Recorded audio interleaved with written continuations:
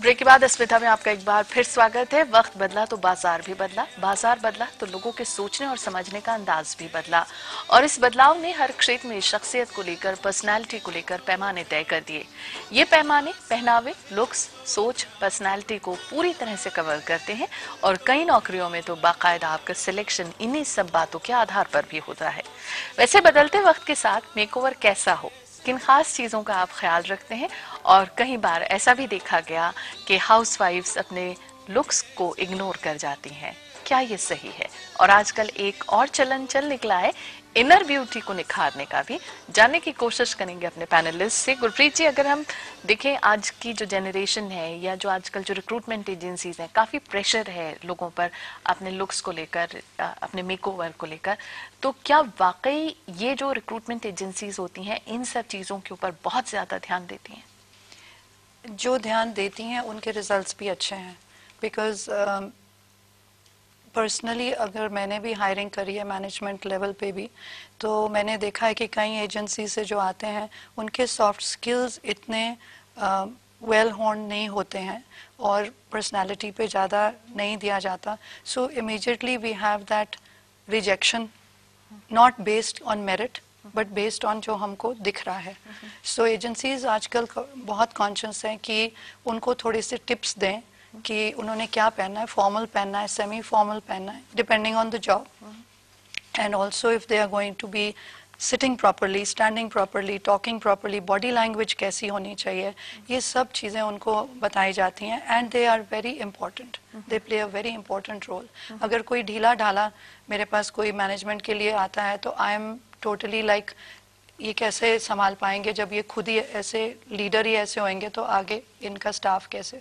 So obviously it makes a big difference.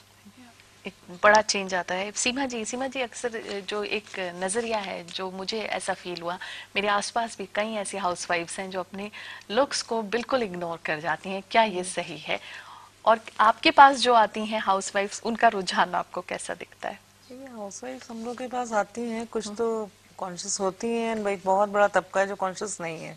And basically फिर वो जब एक 35-40 साल की उम्र में पहुंच जाती हैं, then they come with the depressions and all those things, you know, somebody's husband is having an affair, या उनको कुछ ऐसा लगता है कि इतना टाइम हम घर में ही रह गए और हम कुछ कर नहीं पाए। तो वो चीज़ों के लिए उनको मेरी एडवाइस है कि दे अपना आपको घर देखना है, सब कुछ देखना है, but they should take care of themselves also, which is very important. क्योंकि एट वन लेवल उनको ये चीज़ लगती है और फिर वो लोग हमारे पास आते हैं। तो it's always better to take care of yourself since the beginning. तो एक ऐसा तबका जरूर है, पर ये है कि वही होता है कि एंड में कभी उनको डिप्रेशन होते हैं, कभी उनको ऐसा लगता है at one time they realise कि हाँ we are left over, no. अच्छा, जो यंग जनरेशन है अपनी जॉब को लेकर भी आपके पास आते हैं कि कई जॉब्स ने कुछ अपने पैमाने तय किए हुए हैं कि भाई ये होना चाहिए। जी बिल्कुल, वो तो है ही। जैसे आप एविएशन इंडस्ट्री है, like for the air hostesses वगैरह के लिए है, या film industry is always there, even media line में कभी भी the people who are on TV and everything, they are very conscious about their lines on their face, anything about their double chin or whatever it is. So it is a like MNCs में जाइए, आप कहीं भी जाइए, anywhere you go for an interview, अगर आप पास equally qualified person है and one of them has got a good better personality and better dressed up person, you will always prefer to hire them. So it is very important for them and it's a demand of the time, you know. वक्त की मांग है। Inner beauty concept एक बहुत चल निकला है नीलांजना जी, इसके बारे में जरूर आपसे हम जानना चाहेंगे कि इनर ब्यूटी कॉन्सेप्ट है क्या और इसको काफी भुनाया भी जा रहा है। समीना जी, इनर ब्यूटी मुझे लगता है हर किसी का अपना डेफिनेशन होगा। तो मेरे हिसाब से inner beauty means purity of thought and action, and ये purity of thought and action कई तरीके से मिल सकती है। And like I'm a nutritionist, so I focus more on food. जो भी जिस प्रोफेशन में होता है फोकस वही हो जाता है। So I feel that food is broken into so many components in the body, and those molecules affect not only your physical health, your mental health, your mood. तो मेरे हिसाब से इनर ब्यूटी तब हो सकती है, it's possible to have inner beauty if you have purity of thought, and that thought will come if you have good food. अब good food की डेफिनेशन क्या है? anything that's balanced, not too much. जैसे गीता में भी कहते हैं, you are not supposed to eat too much. If you eat too much, you're not a yogi. I'm not prescribing being a yogi, but you definitely don't need to eat too much. And of course, you should not eat stale food, stale or over-processed food. Those are food items which again release molecules which affect purity. So I am very against stale, over-processed, overcooked foods, but you should eat in moderation. So I feel if you follow that path, you can have purity of thought and action. You're not likely to harm people, not think ill of them.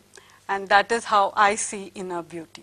लांजना, ये जो एक हम service class में जो या जो बहुत busy couples हैं, उनके अंदर एक चीज देखिए कि वो जो बाजारों में जो खाना पका पकाया डिब्बे में बंद होता है ना, वो लाते हैं, माइक्रोवेव में रखा, गर्म किया और खा लिया। क्या ये एक हेल्दी प्रैक्टिस है? ऐसा है कि कंस्ट्रेंट ऑफ टाइम तो हो ही गया है, एंड I think कि help भी मिलना in terms of maids etc. has become a problem. So you definitely turn to convenience food. But what I feel is अगर आप convenience food खा भी रहे हैं, what you can supplement it with some kind of healthy foods. अगर आप वो ले रहे हैं तो you can cut a salad for yourself. टमाटर प्याज काट करके at least supplement the things which are deficient in that with the other food. Shruchi, fashion के बारे में जानना चाहें, इसलिए पहना जाए कि फैशन है, या अच्छे लगे इसलिए फैशन को फॉलो किया जाए? ड्रेसिंग सेंस में भी सेंसिबिलिटी कितनी जरूरी है? बहुत ज़रूरी है। सबसे ज़्यादा इम्पॉर्टेंट चीज़ है कंफर्ट फैक्टर। अगर आप अपने पहनावे में कंफर्टेबल नहीं हैं तो आप वो उसी दिन पहनेंगे और अगले दिन नहीं पहनेंगे। तो अगर जो चीज़ आपको कंफर्टेबल लगती है वो ज़रूर पहनिए। सेकेंडली, आप जिस तरह के पर्सन हैं उस तरह के कपड़े पहनिए। अगर आप एक स्टोर में जाते हैं, एक बार में एक स्टोर में कई तरीके के ट्रेंड्स होते हैं, तो वो हर एक तरह के पर्सन को हम लोग टारगेट करते हैं। अगर मैं एक स्पोर्ट्स ओरिएंटेड पर्सन हूँ तो मैं एक स्टोर में अगर जाऊंगी तो मेरे को अपने लिए एक स्पोर्टी ट्रेंड ज़रूर मिलेगा। तो आप जिस तरह के पर्सन हैं उस तरह के कपड़े पहनिए, क्योंकि तभी आप कंफर्टेबल रह सकते हैं। साथ में जैसा वेदर है, जहाँ आप कॉलेज जा रहे हैं या पब्लिक ट्रांसपोर्ट यूज़ कर रहे हैं, तो उसको दिमाग में रख के भी आपको कपड़े पहनना बहुत ज़रूरी है, क्योंकि वो आपके कंफर्ट को ज़रूर कहीं ना कहीं इफ़ेक्ट करेगा। और साथ में आप ऊपर से नीचे एक ट्रेंड के अंदर ड्रेसअप होना कोई भी ज़रूरी नहीं है, कहीं पे रूल नहीं है। अगर जैसे अभी समर्स में ब्राइट कलर्स का ट्रेंड है, जैसे लड़कियां कहती हैं, जो मैंने अक्सर सुना है कॉलेजेस में या कैंपस में भी, कि उन्हें जो सूट करता है वो पहनती हैं, चाहे वो उसमें अच्छी लगे या ना लगे, चाहे वो सभ्यता की श्रेणी में आता हो ना आता हो, बट क्योंकि वो उन्हें पसंद है।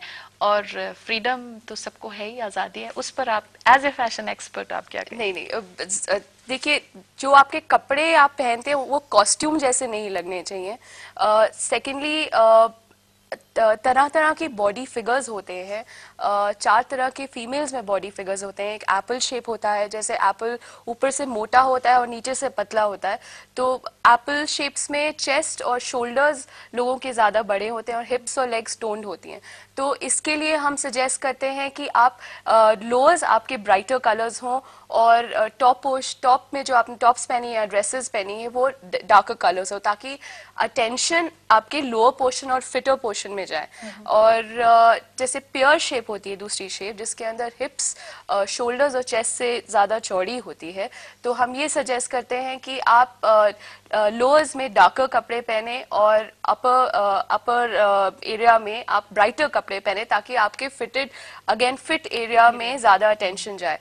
सबकी परफेक्ट बॉडीज नहीं होती हैं। आवर ग्लास फिगर एक परफेक्ट बॉडी कहलाता है, जो सारा आपका चेस्ट और आपका वेस्ट और आपका हिप्स एक प्रोपोर्शन में होता है। तो इसीलिए इस प्रोपोर्शन को अचीव करने के लिए हम लोग तरह तरह की गाइडलाइंस देते हैं। साथ में अगर आप एक अटेंशन ग्रैबिंग कपड़े पहनना चाहते हैं तो उसके लिए ज़रूरी नहीं आप छोटे कपड़े पहनिए, आप एक अटेंशन ग्रैबिंग कलर पहनिए, एक अटेंशन ग्रैबिंग लोगो पहनिए। क्योंकि अगर आपके अगर कोई ऑब्जेक्ट करेगा, आपके पेरेंट्स ऑब्जेक्ट करेंगे, आपके आसपास के लोग ऑब्जेक्ट करेंगे, पब्लिक ट्रांसपोर्ट में जैसे ईव टीजिंग होती है या किस तरह की, तो लोग ऑब्जेक्ट करेंगे तो आप कभी भी उन कपड़ों में कंफर्टेबल नहीं रहेंगे। बहुत अच्छी बात आपने कह दी। अरविंदर सोसाइटी के कई तबकों में आज भी अगर हम देखें मेकओवर को बहुत सराहा, बहुत पसंद नहीं किया जाता है। क्या वक्त के साथ बदलना नहीं चाहिए? बिल्कुल बदलना चाहिए वक्त के साथ। लेकिन समीना, ये जो पूरी डिबेट है, जो आज का चर्चा का विषय है, हम लोग मेकअप से मेकओवर, तो मेकओवर जो है वो कहीं ना कहीं हमारी जागरूकता से भी जुड़ी हुई है कि हम कितने कॉन्शियस है, हम अपने आप को कितने पहचाने। और हर इंसान के अंदर, हर शख्स के अंदर ये ख्वाहिश होती है कि वो अच्छा दिखे। तो अच्छा दिखने में ये हमें बहुत इस बात का ध्यान रखना है कि कहीं ये ना हो कि कौवा चला हंस की चाल अपनी भी भूल गया। तो वो चीज़ जो है, दिस मेकओवर, ये बहुत अच्छी बात है, क्योंकि अगर हम अपने आप से प्यार करते हैं, अपने ऊपर ध्यान दे रहे हैं, तो ये हमारी पर्सनालिटी में दिखेगा, ये हमारे कपड़ों के चयन में दिखेगा, ये हमारी टेस्ट का रिफ्लेक्शन है। मैं कैसे कपड़े पहनती हूँ, मैं कौन से कलर चूज करती हूँ, मैं किस ओकेजन पे कैसे अपने आप को प्रेजेंट करती हूँ, ये सारी चीज़ें मेरी पर्सनालिटी के बारे में, हमारी पर्सनालिटी के बारे में बहुत कुछ बताती है। तो समय के साथ तब्दीली आनी बहुत ज़रूरी है, और बहुत सारी अवेयरनेस की माध्यम है, पर्सनालिटी ग्रूमिंग स्कूल्स हैं, मीडिया है, और बहुत सारी चीज़ें अब मार्केट में अवेलेबल भी हैं। क्योंकि ये पूरा जो बहुत अच्छी चीज़ आई है मेकअप से मेकओवर में, वो ये हुई है कि हम अब रूट पे काम करते हैं। पहले पिंपल्स या एक्ने को छुपाया जाता था, अब उसके क्योर पे काम किया जाता है। हेल्दी डाइट के माध्यम से हम अपने आप को फिट भी रख सकते हैं। There are lot of options available, लेकिन ज़रूरत है एक चॉइस की, और जुडिशियस चॉइस की, कि हम क्या चीज़ चुनते हैं मार्केट। पेरेंट्स सुने जरूर, इस पर देखें जरूर, बिल्कुल बिल्कुल कोशिश जरूर करने दें अपने नहीं, बच्चों को। बच्चों के साथ उनको सहयोग भी करना चाहिए, उन्हें हेल्प करना चाहिए आइडेंटिफाई करने के लिए। मैं आपको एक छोटा सा एग्जांपल देती हूँ। हेयर जेल का बहुत ज़्यादा ट्रेंड है। या तो पेरेंट्स उनको कहेंगे कि आपको यूज़ नहीं करना, या फिर वो बच्चों को ला के दे देंगे। सो दे हैव टू डिस्कस कि किस एज में आके यूज़ करना है, क्योंकि स्कूल के छोटे बच्चे, मैंने देखा है 5वीं 6वीं के बच्चे भी बहुत उत्सुक हैं हेयर जेल को यूज़ करने के लिए, और उसमें पेरेंट्स बहुत हेल्प कर सकते हैं। हमने खुद एक एक्सपेरिमेंट किया ऑलिवेरा बच्चों के साथ, कि उनको वो दे दिया टेम्पररी, जब उन्होंने अपने वो स्ट्रिक्स बनाए तो उनको बड़ा अच्छा लगा बनाने के बाद, but that was non harmful. शौक भी पूरा हुआ। उसमें पेरेंट्स का इंटरेस्ट लेना बहुत जरूरी है, डायरेक्शन मिलती है बहुत बच्चों को। जरूरी। बहुत से लोगों में एक नया ट्रेंड जो देखने में आया वो ये कि अपने लुक्स को लेकर नौजवान काफी कॉन्शियस हो चले हैं, और अगर कोई रिश्ता या संबंध काम नहीं कर रहा होता है तो सबसे पहले ये ख्याल दिमाग में आता है कि कहीं ऐसा तो नहीं कि आउटडेटेड हूँ। कई बार ऐसा भी देखा गया कि टूटे रिश्तों के बाद मेकओवर से जिंदगी का अंदाज ही बदल गया। हाजिर होते हैं हम एक छोटे से ब्रेक के बाद, उसके बाद हम शुरू करेंगे सवालों का